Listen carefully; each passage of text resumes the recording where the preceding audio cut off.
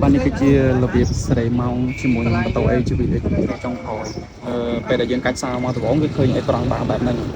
ញ្ចឹងបងចុចនេះចំកន្លែងបន្ទាប់នេះចុចឲ្យនេះចុចមួយមក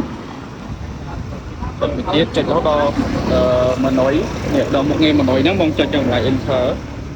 enter មួយដល់មកបងចុចរកន្លែងពាក្យថាម៉ោងនេះចំកន្លែង setting time setting អញ្ចឹងបងចុចចំកន្លែងនេះមួយនេះចុចនេះមួយវាលោតចូលដែរអញ្ចឹងកន្លែងហ្នឹងបងអាចសេរីម៉ោងឬក៏សេរីថ្ងៃខែបានអញ្ចឹងបងចុចលើនេះមួយមកនេះចុចនេះចុចទៅលើទៅក្រោមនេះប៊ូតុងនេះបងទៅលើទៅក្រោម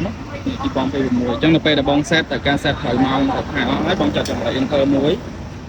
ចេញទៅមួយវាលោតទៅដល់កន្លែងចំណុចផ្សេងមួយទៀតហើយអញ្ចឹងបងធ្វើតាមទៅបាត់ហើយខ្លួនចុច enter បងបងចុចទៅទៀតមកឲ្យត្រូវអីដែលបងតែមកដែលត្រូវហ្នឹងណាតែពេលដែលត្រូវហើយបងចុច enter ដល់មកកន្លែងសេរីម៉ោងបងចង់យក12ម៉ោងអញ្ចឹងបងចុចកន្លែងលើនេះចុចមួយមកនេះវាលោតដល់កន្លែង12ម៉ោងអញ្ចឹងបងចុច enter មួយទៀតមកវាលោតចូលដល់កន្លែងយើងសេរីម៉ោងបានហើយម៉ោង12